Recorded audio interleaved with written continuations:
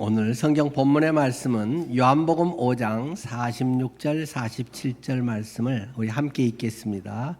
요한복음 5장 46, 7절 말씀입니다. 본문을 중심으로 해서 성경의 세 가지 사관, 세 번째 구속사적 관점이라는 제목으로 말씀을 드리겠습니다. 네, 함께 모세를 믿었더라면 또 나를 믿었으리니 이는 그가 내게 대하여 기록하였음이라. 그러나 그의 글도 믿지 아니하였거든 어찌 내 말을 믿겠느냐 하시니라. 아멘. 우린 지금 성경의 세 가지 관점에 대해서 함께 지금 쭉 살펴보고 있습니다. 첫 번째 성경의 관점에서 신명기적 사관이 있다는 말씀을 드렸습니다.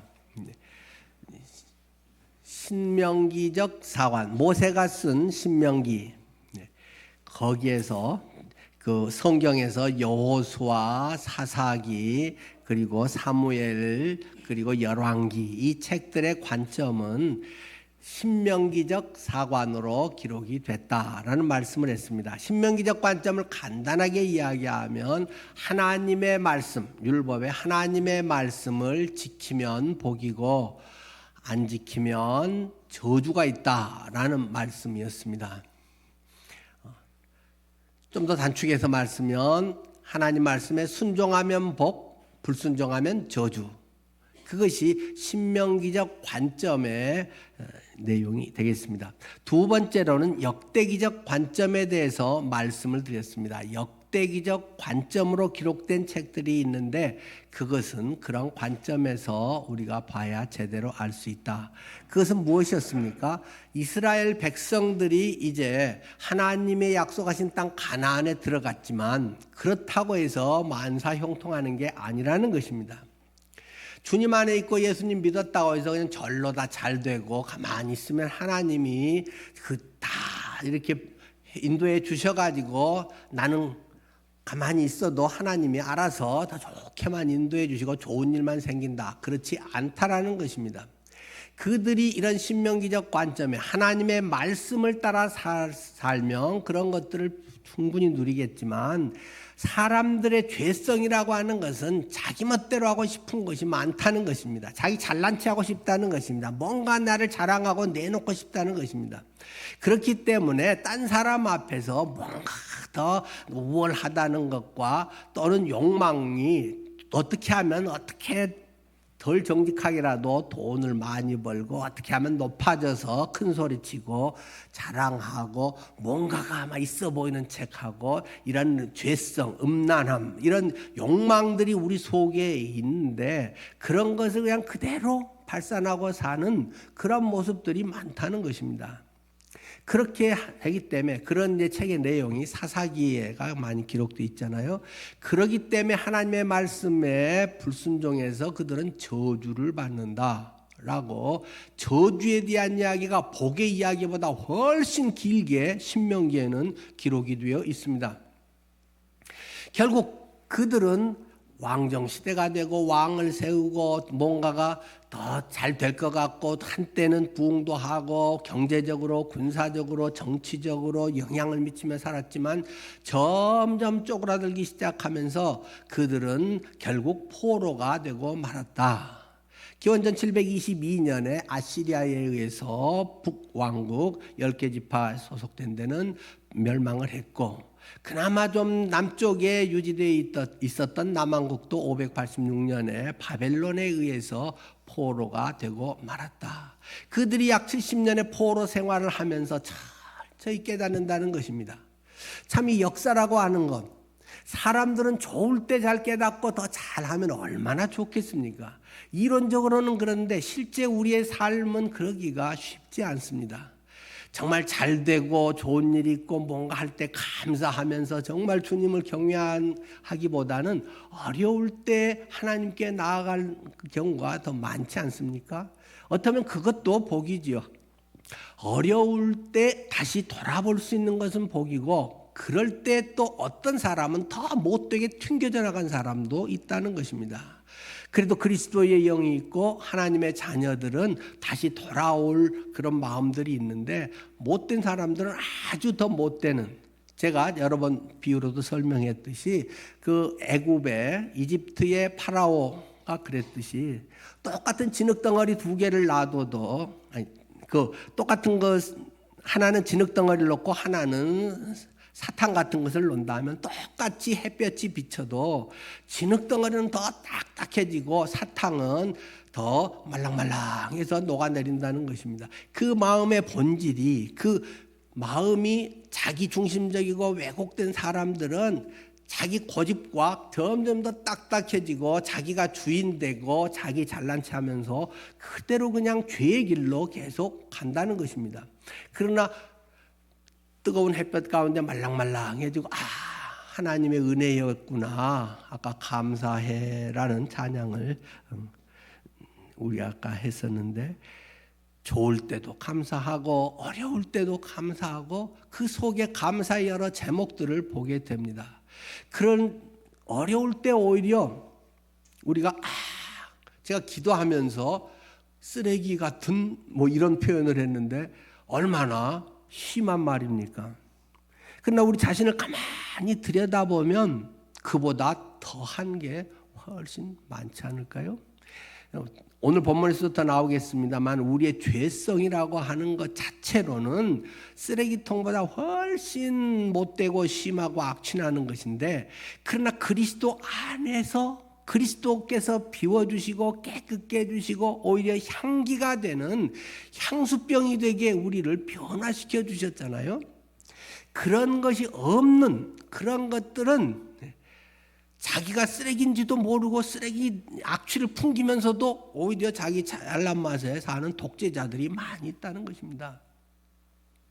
자, 그런 가운데서 이 백성들이 이제 회개를 하면서 하나님께 돌아오게 되죠. 마치 하나님께서는 이 인류의 역사를 주관하시기 때문에 세계의 주역들이 바뀌게 하시잖아요. 아시리아에서 바벨론으로 바뀌게 하시고 바벨론에서 또 페르시아로 바뀌게 하시고, 그래서 페르시아의 이 고레스 키루스라고 하는 왕이 관용 정책을 써서, 야, 가고 싶은 사람들은 너희들 본토로 가도 괜찮다, 가서 자유롭게 너희들이 살고 세금만 꼬박꼬박 잘 내라, 이런 식으로 해서 사람들에게 그 자유를 줬다는 거잖아요. 그렇게 그리던 사람들의 일부가 다시 돌아오게 되는데, 총독의 이름이 스룹바벨이고 대제사장 이름이 여호수아.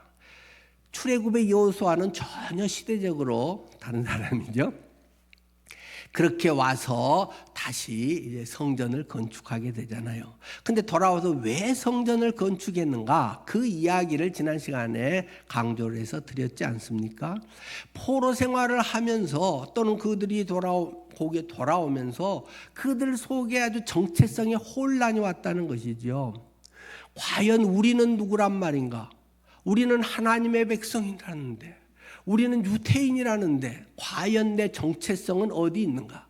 나는 그리스도인이라는데 나의 정체성은 어디에 있는 것인가 하는 것에 그들은 고민을 하게 된다는 것입니다. 국가를 이루는 3요소에 그건 도대체 별로 그들의 상황을 맞출 수가 없다는 것입니다.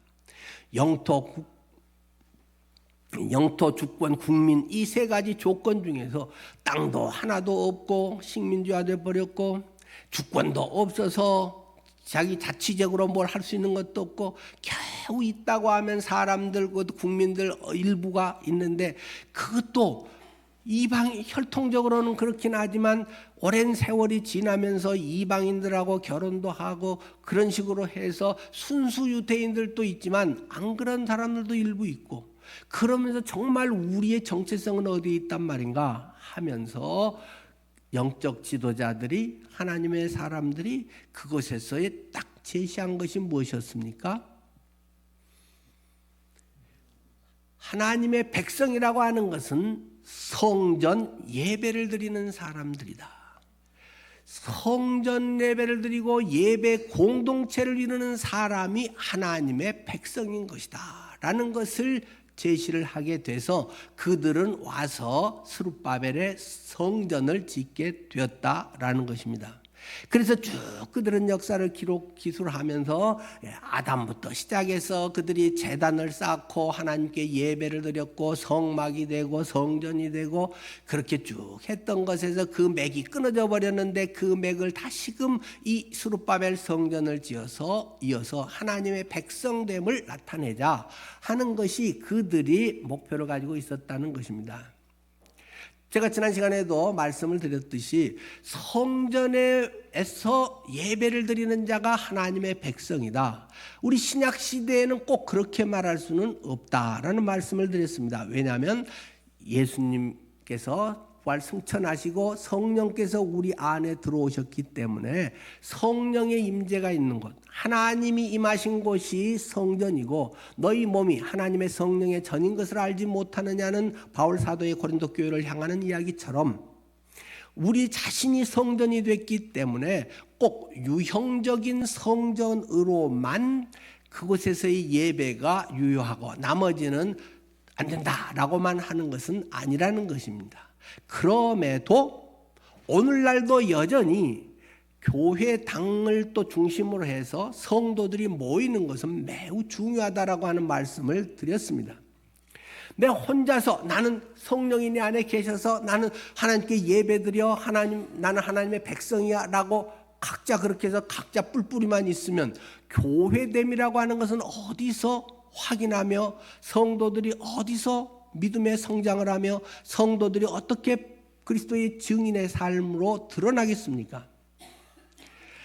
아주 특별한 경우에 북한에 이런 데라든지 저기 모슬림 지역에서라든지 예배를 하면 뭐 감옥에 가고 죽고 이런 데서는 그 유형적인 그것을 하기 위해서 순교를 당할 필요는 없을 것입니다. 그러나 그런 걸 기회로 농땡이를 치면 안 된다. 조금 피곤하고 좀 바쁘고 조금 이게 맞고 안 맞고 이런 것 때문에 가고 말고 이래서는 안 되는 것이다. 마음을 다하고 목숨을 다하고 뜻을 다하여 주 너의 하나님을 사랑하라. 물론 교회 와야만 사랑하는 것은 아니라는 말씀은 지난번도 계속 말씀을 드렸기 때문에 여러분이 잘 아실 것입니다. 그러나 정말로 그걸 사랑하면 할 수 있는 최선을 다해서 하지 않겠습니까?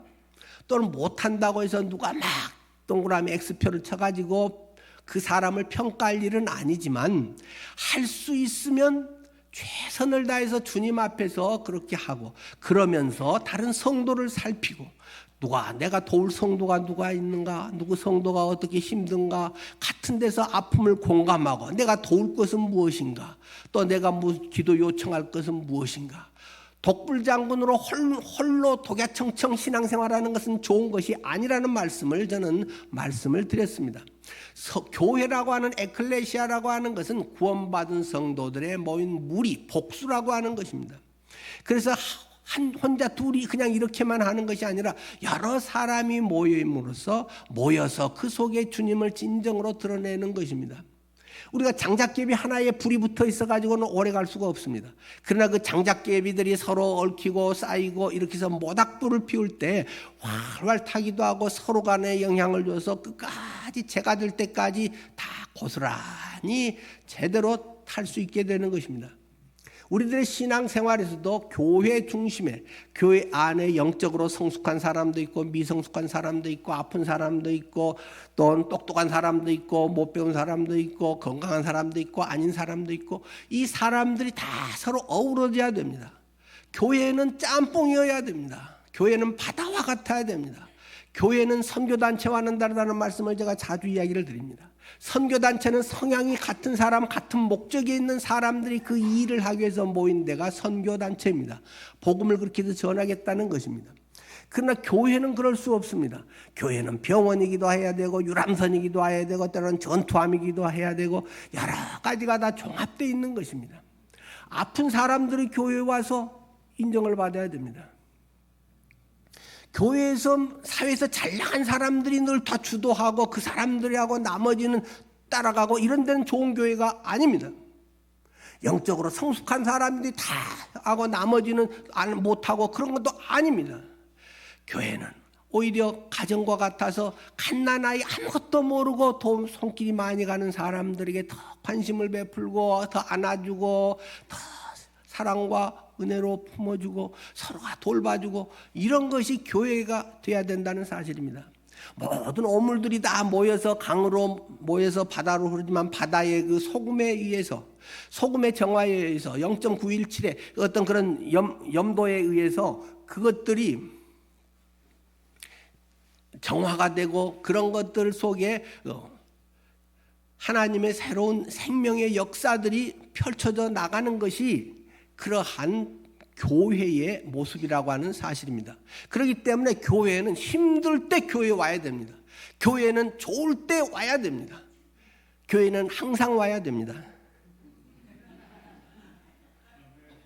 여러분이 힘들 때 집에 안 들어갑니까? 좋을 때 집에 안 들어가고 친구들하고 술만 마십니까? 같이 나눌 사람들이 가족입니다. 같이 피를 나는 사람들입니다. 그렇게 해서 함께 기뻐해주고 함께 슬퍼해주고 그러면서 금방 서로 힘을 얻고 일으킵니다. 교회는 꼭 업적을 이루어야 되는 거 아닙니다. 교회는 생산성이 좋아야 되는 것도 아닙니다. 그런 데는 교회 기업입니다. 크게 많이 해갖고 짠 우리의 비전이 이것이고 뭘 하고 하는 것은 조금 위험한 일입니다. 어느 정도는 필요한 일이지만 자칫 그렇게 가다가는 성공주의의 이 자본주의적 영성과 맞물려 가지고 오히려 위험할 가능성이 있고 이 미국식 지금 그런 영성과 우리나라의 전반기 얼마 전까지의 그런 부흥신학적인 것들이 맞물려 있어서 상당히 우리는 헷갈린 시대에 살고 있습니다. 그것에 대한 자세한 것은 지난주 금요일날 우리가 보고 전체 카톡방에 올려놓은 거 있으니까 여러분이 그것을 꼼꼼히 한번 쭉 해서 우리나라 역사 전체에서 120년 한국 역사에 어떻게 영성이 이렇게 변화되어 왔는가 하는 것을 전문 교수의 우리 침례교 교수 아닙니다. 그런 일반 교회사 학자들의 이야기를 귀담아 들을 필요가 있습니다. 교회라고 하는 것은 예수님의 생명의 보금자리입니다. 그래서 여러분은 교회에 와서 치유를 받아야 됩니다. 교회에서 힘을 얻어야 됩니다. 나가서 복음의 증인이 되어야 됩니다. 서로 사랑해야 됩니다. 교회에서 이기적이어서는 안 됩니다. 교회에서 자기 것 챙기는 사람들이 있으면 갈라지게 됩니다. 초대교회가 잘 나가다가 갈라져 찢어져 버렸습니다. 교회에서는 자기 욕망을 자꾸 내비치면 안 됩니다. 교회에서는 손해보기 위해서 교회 다니는 것임을 늘 기억해야 됩니다. 교회 다니는 것은 손해보려고 다니는 것입니다. 왜? 이미 넘치는 은혜를 받았기 때문에 이제는 내가 손해를 봐야 됩니다. 어제 요새 백만장자인가 뭔가 식사 그런 거 있대요. 서장훈 씨가 조나단인가 애하고 같이 찾아가서 하는데 저는 어제 다른 거 하다가 앞부분을 잘 못 봐서 한데 디자이너 어느 싱글이면서도 무슨 뮤지엄 미술관을 하는데 사람도 별로 없는 것 같아요. 저는 뒤에 중간 반도 절반도 잘 못 봐서 정확히는 모르겠습니다만 하여튼 중요한 메시지가 뒤에는 있던데요. 물어봅니다. 이제 돈을 하여튼 엄청 많이 벌었나 봐요. 그래서 백만장자와 한 끼인가 하여튼 그런 거 있어요. 예. 거기서 제가 보니까 손님도 별로 없고 운영이 안 될 것 같은데요. 그러니까 한 달에 그걸 운영하고 하면 4천만 원씩 손해가 난다 그러더라고요. 4천만 원이. 아마 수백억인지 돈이 앞에 나올 텐데 아마 조단이 되는지 모르겠어요. 그 여자분 그런데. 근데 그분이 그런 얘기를 하더라고요. 내가 돈 벌어서 돈은 이제 더 벌 필요도 없고 돈을 잘 써야 되는데 내가 한 달에 4천만 원씩 이 운영에 손해가 나는데 이거 없으면 내가 돈을 어떻게 쓰겠습니까? 이런 이야기를 하더라고요. 난 돈 쓰기 위해서 이 한 달에 4천만 원씩을 쓰기 위해서 이 일을 합니다. 그리고 뭐 엄청 유명한 나라에 뭐 대작 이런 것들이 막 거기 있더구만요. 그 자기 침실이나 뭐 이건 또 쬐끄만 하던데. 하여튼 여러분은 뭘 하며 살아야 할까요? 저도 그런 것에 이제 생각들을 많이 하게 됩니다. 돈을 벌어서 그래서 어쩌자고. 복음을 위해서 뭐 쓰는데 복음을 위해서 어떻게 쓰려고. 막상 총론은 다 좋은데 강론으로 들어가면 이게 쉽지가 않습니다. 한 1,000만 원 어디 내놓는 게 쉽지가 않겠죠. 100만 원, 10만 원 내놓는 것도 생각을 몇 번씩 해야 될걸요. 4천만 원 쓰기 위해서 하여튼 그 미술관을 뭐 저는 처음 안 봐서 그 미술관 이름도 잘 모르겠어요. 근데 자, 뭐 믿는 것 같지는 않은데 자, 하여튼 그런 사람도 뭔가 내가 돈 지금까지 이렇게 엄청 떼돈을 벌었는데 그걸 뭔가 쓰고 간다. 뭐 이제 끝나고 나서는 사회에 환원하겠다 그러더라고요. 자식도 하나도 없기 때문에 조카들은 많지만 그거 전부 이제 사회 환원하겠습니다 하던데. 자, 우리들의 어떤 삶의 방향, 표대 그런 것은 과연 또 무엇일까 이런 생각을 해봅니다. 내가 그리스도인 됨이라고 하는 것은 내가 악착같이 돈을 벌고 뭔가를 해서 모으고 내가 뭔가를 해서 이루고 내가 어떤 명함에 넣을 만한 뭔가들이 있어서 그래서 어쩌자고 그게 뭐 한다고 이 질문을 늘 해야 됩니다. 스스로가 남이 하면 기분 나쁜 일이고 자기 스스로가 거기에 대한 대답을 얻어야 됩니다. 하나님의 백성됨이라고 하는 것은 하나님께 예배하는 것이다. 예배 공동체를 이루면서 서로 속에 서로가 손해보고 녹아들고 마치 엄마가 자식들에게 손해보고 사는 게 엄마의 일이지 잔잔한 다른 기쁨이 물론 있지만은 시간적으로나 물질적으로나 육체적으로나 엄마가 손해보지 가정 이루어가지고 이익 보겠습니까? 그리스도인의 삶은 그런 것에 방향성이 있는 것이다. 이런 점에서 우리가 역대기적 관점에서 오늘날 우리의 신앙 생활을 재조명해 봐야 할 필요가 있을 것입니다. 자, 오늘 세 번째에서 다시 우리가 보는 것은 구속사적 관점이라고 하는 것입니다. 구속 아마 이 한자 공부를 뭐 많이 하신 분들은 뭐 별 단어 아니지만은 그렇지 않은 분들은 구속하면 조금 헷갈리고 헷갈릴까봐 주보에 제가 한자로 구속사 이렇게 썼죠. 뭐 잡아 가둔다는 것이냐 맨날 그것만 우리가 보다가 구원할 구자, 이 속자는 속죄할 속자 또는 바칠 속자, 살 속자 이렇게 이제 돼 있죠. 뭔가를 바친다, 속죄한다. 죄를 용서받게 뭔가 대가를 지불하고 사서 대가를 지불하고 그것에 구원을 해준다. 노예 옛날 상들에게 노예값을 지불하고 사가지고 자 노예 당신 자유롭게 사세요. 이런 것을 구속이라고 이야기를 합니다. 영어로는 리뎀션이라고도 하고 뭐 셀베이션. 두 단어가 조금 차이가 있지만 그건 이제 신학적으로 좀 깊기 때문에 넘어가기로 하고요. 자, 구속사적 관점이라고 하는 것은 한마디로 성경 시대 속에 등장하는 어떤 인물이나 사건이나 역사를 하나님의 구원 사역의 관점으로 해석하는 것입니다. 성경의 쭉 내용들을 특히 구약의 부분들을 하나님이 인간을 구원하기 위해서 어떻게 하셨는가 하는 관점에서 쭉 그것을 해석해 내려간다는 것이 구속사적 관점이라고 하는 것입니다.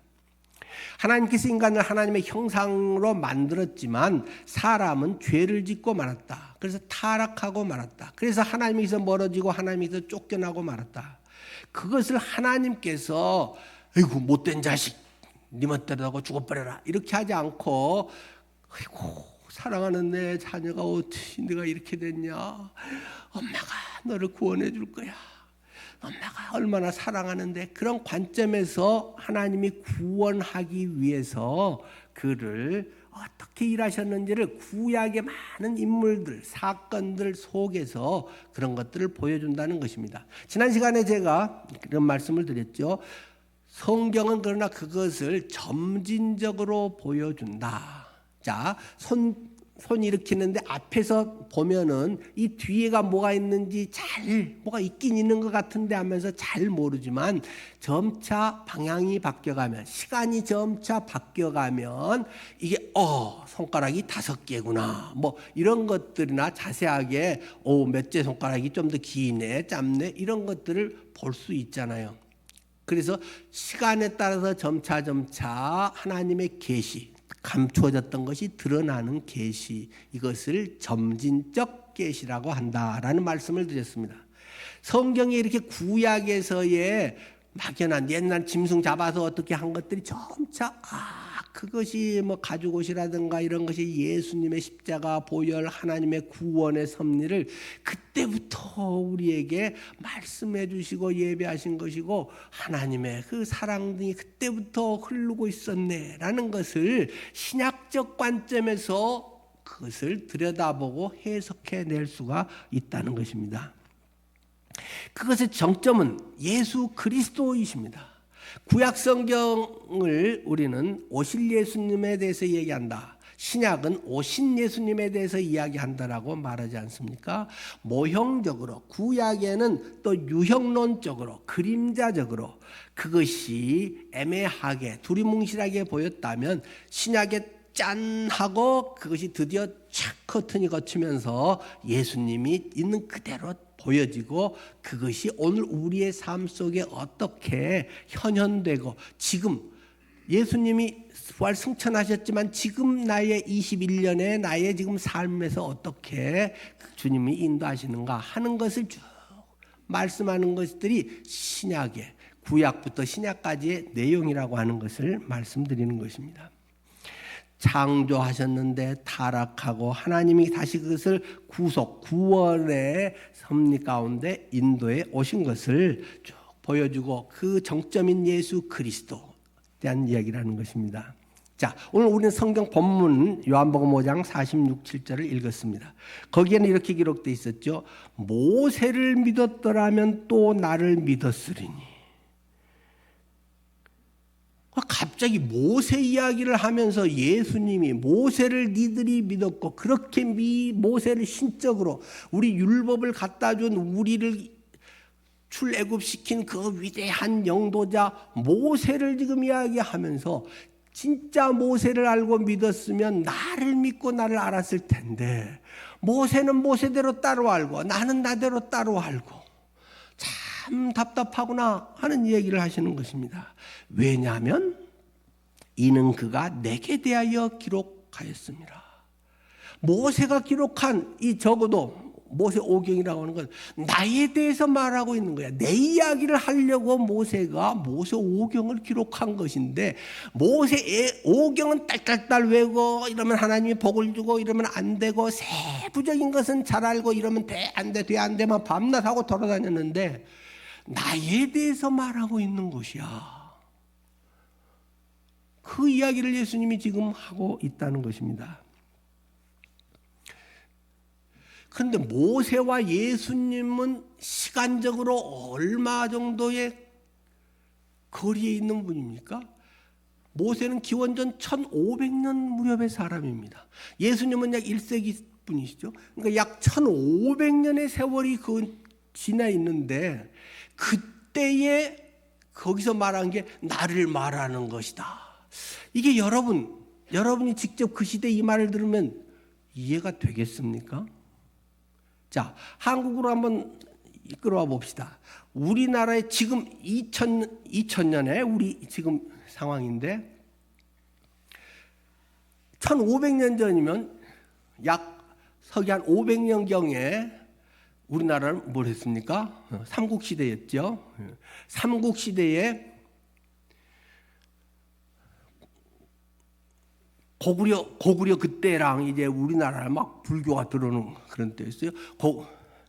고구려에 불교 들어온 때가 372년이죠. 그리고 백제 신라까지가 마지막 삼국시대 들은 527년이에요.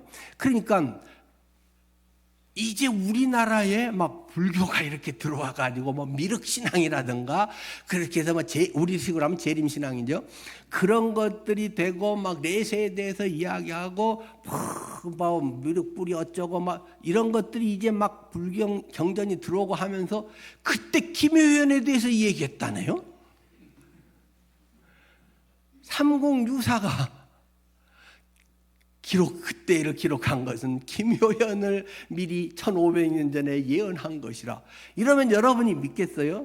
물론 저는 메시아가 아니기 때문에 그럴 이유가 전혀 없지만은, 그러니까 까마득한 삼국시대의 모세 사람이고 예수님은 지금 2000년의 이런 시간의 간격이 있는 그런 사람인데, 그때 모세척에 중1년의 삼국유사에 2000년에 이것을 말한 김효연이 정도령이 돼서, 뭐 정도령은 또 정감록은 다른 책이지만은 구원할 어떤 것이다.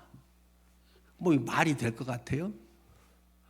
근데 예수님께서 모세가 기록한 것은 나에 대해서 말하고 있는 것이다. 이렇게 얘기를 하고 있는 것입니다. 왜냐하면 지금 우리의 이런 책들은 다 제각각 그냥 알아서 자기들이 쓴 건데, 성경은 하나님의 섭리 가운데, 모든 성경은 하나님의 감동으로 된 것으로 교훈과 책망과 바르게 함과 의로 교육하기에 유익하니, 성령의 감동으로 또 모세가 쓸 때부터 벌써 예수 그리스도라고 하는 이 뚜렷한 초점을 향해서 쓰고 있는 것이다. 그때는 근데 사람들이 잘 몰랐다. 근데 지금 돌아와서 보니까 우리가 어떤 일에서 딱 어떤 사고라든가 어떤 뭐 성공이라든가 많은 것에서 돌아와서 보면, 그때 그게 무슨 징조였구나, 조짐이 있었구나, 그때 뭐가 이렇게 됐구나, 그런 거를 돌아보면 알 때가 있지 않습니까? 그렇게 해서 예수 그리스도 중심의 구약의 그런 사건들은 예수 그리스도에 대한 것이다 하는 것을 보게 되는 관점을 뭐라고요? 구속사적 관점으로 성경을 해석한다라는 것입니다.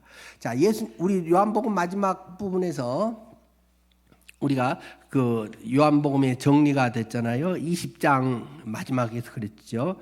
예수께서 제자들 앞에서 이 책에 기록되지 아니한 다른 표적도 많이 행하였으나 오직 이것을 기록함은 너희로 예수께서 하나님의 아들 그리스도이심을 믿게 하려 하며 또 저희로 믿고 그 이름을 힘입어 생명을 얻게 하려 함이니라. 긴 요한복음 쭉 강해 다 했는데 마지막에 하는 것은, 내가 말하려고 하는 것은 이것입니다. 뻔해 다 아는 소리네 뭐. 그걸 하는 것입니다. 뭐예요 그게요? 예수님이 하나님의 아들 그리스도 메시아 구세주라고 하는 사실과 예수님이 구원자 메시아야. 그리고 예수님을 믿고 그 예수라는 이름의 뜻이 뭐라고 했죠? 아들을 낳으리니 그 이름을 예수라 하라. 이는 그가 자기 백성을 그들의 죄에서 구원할 자이심이라. 내 죄에서 나를 예수님이 구원해 주셨네. 내가 뭘 잘하고 열심히 하고 뭘 착하고 뭐 그래서가 아니라 주님의 십자가의 공로가, 그분이 대신 피 흘려 나 때문에 죽으셔서 그것이 내게 은혜로 뒤집어 써져서 내가 하나님 볼 때 의인이 됐구나. 그것이 예수 이름 믿는다는 것입니다. 그것이 내게 영적으로 보혈의 은혜 공로가 씌워지는 것입니다. 머리로 하는 사람은 수두룩하게 많지만 그거 갖고는 안 됩니다. 성령으로 인해서 성령께서 깨닫게 해주시지 않으면 그 뭐 날고 기고 뭘 해도 머리 좋고 나쁘고 하고는 아무 상관이 없는 것입니다. 성령으로 깨닫지 않으면 거듭나지 아니하면 하나님의 나라를 볼 수 없는 그러한 일들이 이렇고 영생을 얻게 하려 함이라. 영원한 생명을 얻었다. 나는 하나님의 자녀가 됐다. 나는 죽으면 틀림없이 천국에 간다. 확신을 갖게 되는 것입니다. 세뇌나 자기 뭘 해서 뭐 내가 집사기 때문에 뭐 목사기 때문에 된다는 것이 아니고 예수님의 그 일이 바로 나를 위해서였네. 내 문제를 해결해 줬네. 나 같은 죄인 살리신 그 은혜 놀라워 하는 찬양을 그래서 속에서 터져 나와서 부르고 눈물이 나는 것입니다. 자, 어떻게 성경을 관점을 보고 이해해야 되는가 하는 것에서 예수 그리스도를 통해서 그리스도라고 하는 안경을 통해서 봐야 그것이 제대로 보이는 것이다 라고 하는 것을 말씀하고 있습니다. 자, 이 구속사적 해석은 예수님 그리스도 중심적 해석으로 해야 한다는 것이 초대교회의 공통된 성경 해석의 원리였습니다. 그래서 구약 성경을 인용할 때도 그리스도의 그런 구원의 관점에서 제자들은 복음서나 이런 데서들 사도 바울도 인용하고 있지 않습니까? 그러니까 그것이 구약의 그런 것이 모형적으로 샘플적으로 그림자적으로 모델식으로 이렇게 보여졌다라고 하는 것이고, 지난번 제가 이삭을 모리아산에 아버지가 데리고 가서 마지막 죽이려고 할 때 하나님께서 잠깐 하고는 수풀에 걸려있는 양을 대신 잡아 죽이게 했다. 장작을 친히 이삭이 짊어지고 올라가서 그 마지막까지의 모습이 그리스도의 십자가 사건과 너무나도 유사한 것을 맛배기로 그림자처럼 모델하우스처럼 보여주는 것이다 라는 말씀을 제가 드렸습니다.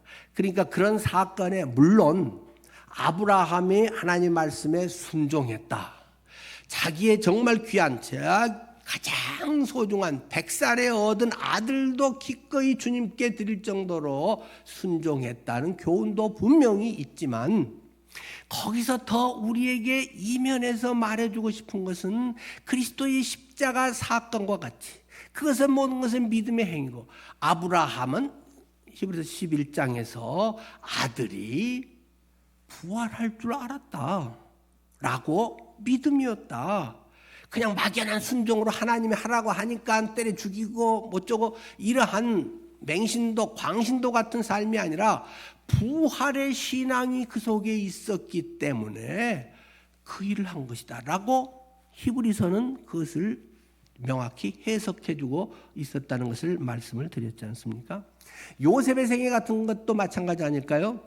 요셉의 생애, 하나님께서 요셉을 선택해서, 그런데 요셉이 형들에게 그 밥 갖다 주러 갔는데 형들이 평소에 아주 꼴보기 싫은 동생이 왔으니까 야 저놈 죽여버려. 그래가지고 구덩이에 쳐넣어서 죽이려고 했다가 야 그래도 인정이 조금 죽이지는 말자, 팔아버리자 해서 팔아버리고, 형들 밥 갖다 주러 갔는데 간식도 주러 갔는데, 그러고 나서 노예 생활을 하고 그 가운데서도 정직하게 살고 뭔가 본이 된 삶을 했으면 엄청 상을 받고 높은 대우를 받아야 되는데, 거기에서 다시 이 제일 어려운 청년기에 제일 어려운 성적 유혹을 의연하게, 사람들이 보는 가족이 있는 것도 아니고 외국에 나가 있는데 외국에서 포르노 보다가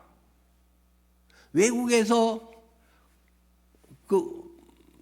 뭐 그런 관광이 있죠. 매춘 관광처럼 그거 한 사람들 있더라고요. 저는 만난 적이 있는데 안 됩니다. 그런 거 여러분이. 하여튼 외국에 나가서 혼자 하고 이럴 때 못된 데 가고 이러면 하나님 보시죠. 그런 가운데서도 20대 아주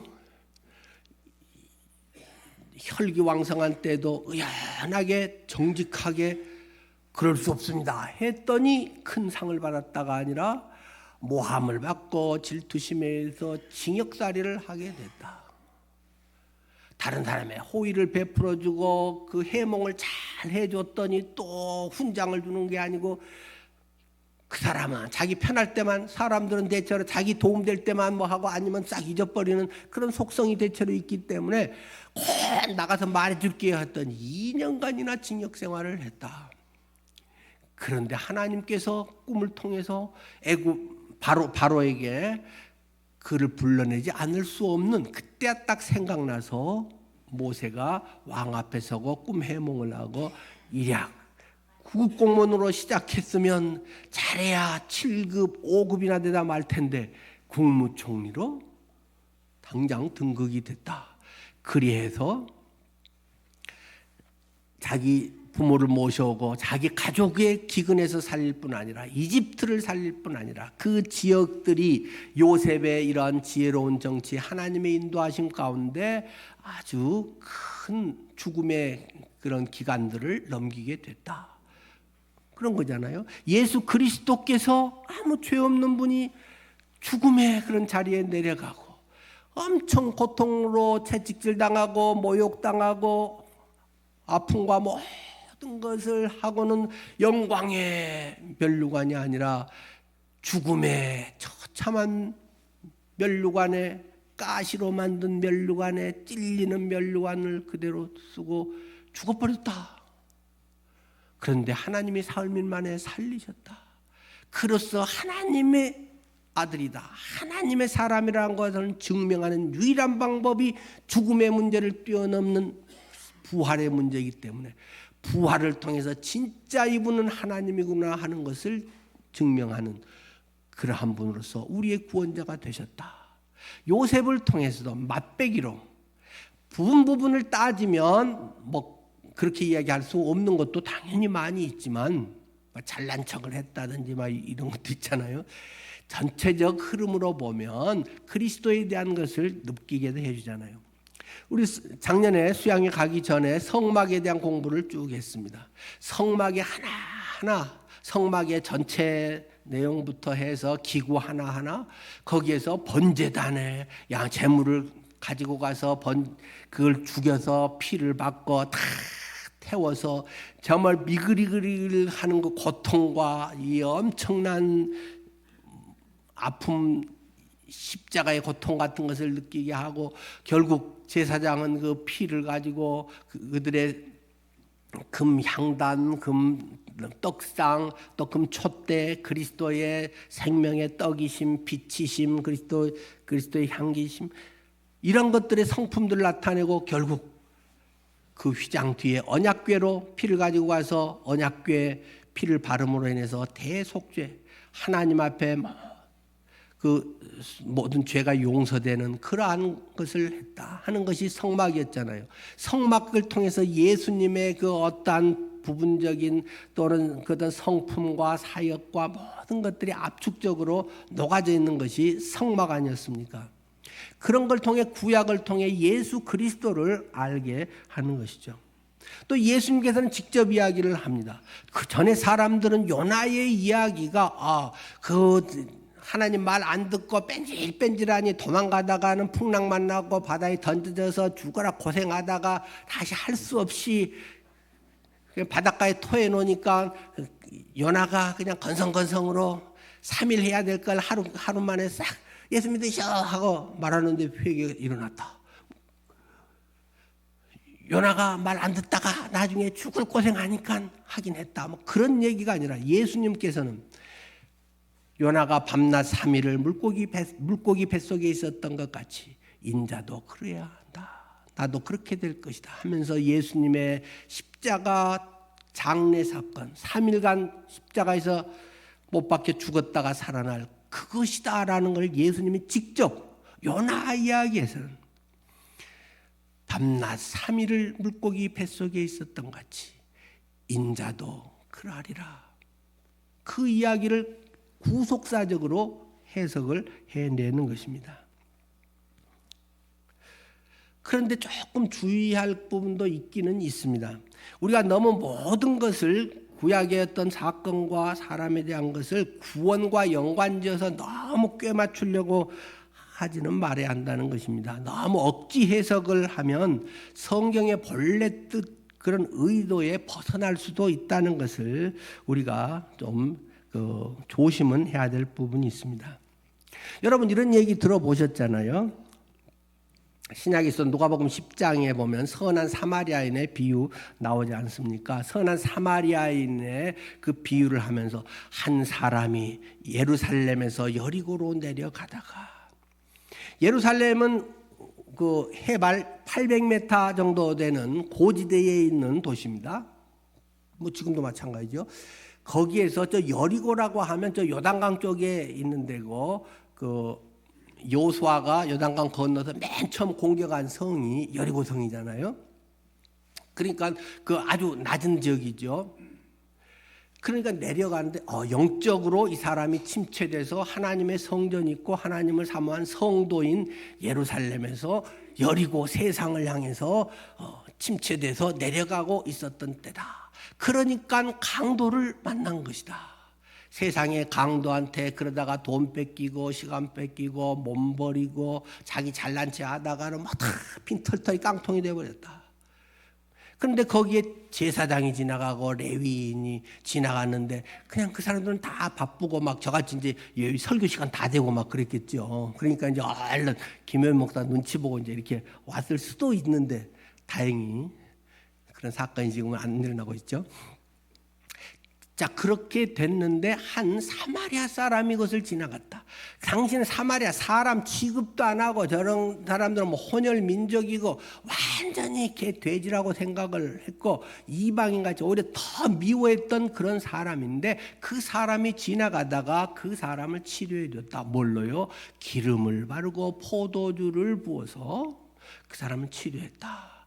이게 뭐냐 도대체. 기름을 바르면 기름은 성령이다. 성령의 역사로 흔히 많이 이야기하는 포도주는 뭐냐? 빨간 거 예수님의 보혈이다. 주님의 보혈과 성령의 역사로 그 사람을 치료를 하고, 그리고는 여관 주인에게 데리고 가서 돈을 줬다. 2데나리온을 주면서 이 사람 잘 챙겨주시오. 1데나리온은 뭐냐? 구약 성경이요. 1데나리온은 신약 성경이다. 구약과 신약을 그들에게 딱 맡기고 갔는데, 그리고는 혹시 돈이 더 들면 내가 다시 돌아와서, 돌아오는 것은 무엇이냐? 재림이다. 예수님이 재림할 때 모든 걸 더 넉넉히 채워주실 것이다. 이렇게 해석한 것이 유행인 적이 있었습니다. 저도 어릴 때 교회 다니면서 직접 듣기도 했고 그런 책도 있고, 이것은 기원전 서기 한 200년인데 알레고리 해석이라고, 우화적 해석, 우리나라에서는 좀 좋게 해서 영해라고 하죠. 영해는 상당히 또 어떤 부분 많은 도움이 되고 필요합니다. 그러나 그 지나치면 방금 그런 얘기처럼, 근데 야 목사님 실력 좋다, 그 깊은 것을 목사님이 딱 그 캐내다니, 우리 목사님의 영역이 좋아, 성경 실력이 좋아 라고 착각할 수도 있지만, 성경은 늘 문맥을 따라서 흐름으로 봐야 된다. 왜 그 이야기를 주님이 하신 것이냐? 한 사람이 내 이웃이 누구입니까? 그 질문을 한 것이다. 내 이웃이 누구란 말이냐? 그러니까 그 이야기를 쭉 하고 예수님이 결론적으로 이제 나중에 이야기를 하죠. 누가 강도 만난 자의 이웃이 되겠느냐라고 예수님이 그 질문한 사람에게 물어보잖아요. 그러니까 자비를 베푼 자니이다. 누가 강도 만난 자의 이웃이냐? 제사장이냐? 레위인이냐? 사마리아인이냐? 자비를 베푼 사마리아인이네요. 그러니까 예수님도 가서 니도 이와 같이 하라. 그것이 결론입니다. 거기서는 뭐 예수님의 복음의 부활 뭐 이런 거 재림을 얘기하려고 하는 것이 아니라 누가 내 이웃인가라는 주제 속에 이 이야기를 하신 것이잖아요. 내 이웃이 누구이냐? 꼴보기 싫은 사람일 수도 있다. 제사장과 이런 레위인과 뭔가 그럴듯하고 막 종교적으로 뭐 해서 좋은 말 많이 하고 그런 것이 아니라 네가 진짜 고통을 당하고 있을 때, 교회 공동체로 모여 있을 때 정말 누가 좋은 사람이냐? 같이 내 이야기를 듣고 손잡아주는 사람, 같이 울어주는 사람, 그래 당신은 우리 같은 지체야 라고 품어주는 사람, 그리고 갈비탕을 사주는 사람, 내 손에 10만 원을 쥐어주는 사람, 그 사람이 내 이웃이야. 전에는 그 사람 별로 여러 가지 조금 주는 것 없이 은근히 미웠던 집사였는데 그것을 통해서 고마워. 나는 당신에게 조금 쌀쌀맞게 했는데 당신은 이렇게 나에게 하다니 너무 고마워. 그것이 너의 이웃인 것이야. 그 이야기를 하려고 선한 사마리아인의 이야기, 비유를 말했다는 것입니다. 그러니까 이 구속사적 관점에서 우리가 보는 것은 전체적으로 좋고 굵게 이렇게 봐야 되는 것이고, 너무 세부적으로 막 그것을 캐가지고 자기 뭐 성경 실력 좋은 것처럼 막 이런 것은 자칫하면 딴 길로 갈 수 있고, 이단들이 그런 것을 잘하고 있습니다. 여러분들 그래서 늘 그 구속사적 관점에 예수 그리스도 그분이 어떻게 하셨고, 그분이 중요한 것은 25년 5월 11일 오늘 주님은 나와 함께 하시면서 어떻게 나의 삶을 인도하고 계시는가? 오늘 내 마음을 어떻게 주관하시는가? 오늘 내 마음에 조금 거끄러운 사람, 별로 친하고 싶지 않은 사람, 그런 사람에게 나는 어떻게 해야 할 것인가? 주님이라면, 예수라면 어떻게 하지? 라는 것이 오늘 우리의 삶의 모습이어야 한다. 구속사가 주님이 하셨습니다. 그런 말은 다 해. 근데 삶이 변한 사람은 많지가 않아. 그러나 오늘 속에 살아계신 예수 그리스도를 내 몸으로, 내 손으로, 내 지갑을 열어서 그 사람들을 세우고 위로하고 치료하면, 주님은 또 내가 어려울 때 다른 누구를 통해서 또 그렇게 하시겠죠. 또 안 하면 천국 가서 받으면 되는 거고요.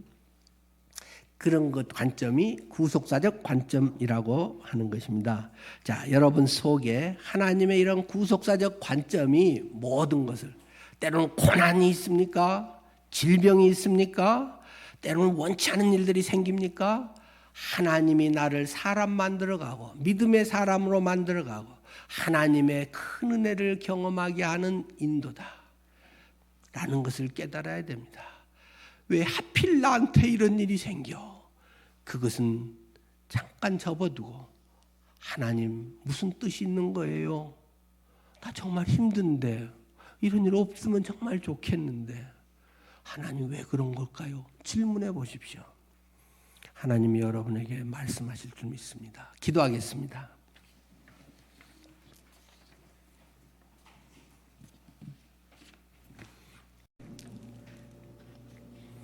우리는 내일 일을 잘 모릅니다. 우리가 알고 있는 지식과 정보는 한 순간에 불과한 것이고 틀린 것도 많습니다. 100년 안에서의 이러니 저러니 하는 것에 불과하고, 내가 때로는 핏대 세우고 열내서 하는 것은 과연 무엇일까요? 여러분의 삶에 예수 그리스도가 주인이시고 예수 그리스도가 빛이시고 영혼을 구원할 수 있는 그러한 귀한 주의 자녀로 여러분들이 계속 쓰임받을 수 있기를 축원합니다. 하나님 꼭 그렇게 되게 해 주십시오. 예수님 이름으로 기도드립니다. 아멘.